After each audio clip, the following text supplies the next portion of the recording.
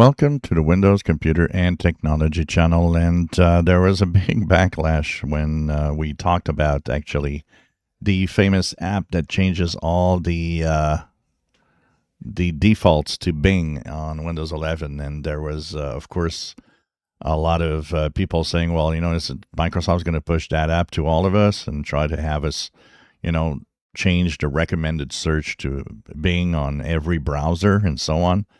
Microsoft came back today and said this app does exist, but this app does not download automatically, is not installed in Windows automatically.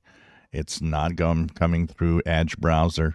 It is an optional app that can be downloaded if you search for it, but it will never and will not be installed in Windows by default in any way. So that's the first thing that they wanted to say is like you have to get it to really have that on your PC. It doesn't come automatically.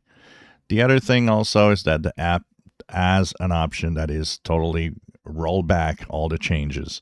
So if you've ever had that app, downloaded that app, and so on, you can roll back all of the changes that the app made also. So this, I think, came from Microsoft being pretty much surprised at the backlash of a lot of people saying, well, we don't want to have these crappy apps and those apps that change things to Bing and so on. So they wanted to just let everybody know it ain't coming to your Windows automatically.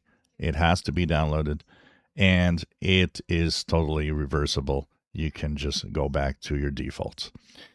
And that is what you get for doing apps that absolutely no one wants, and that basically shouldn't even exist because it's like, yeah, you wasted people time at Microsoft just to have that app exist.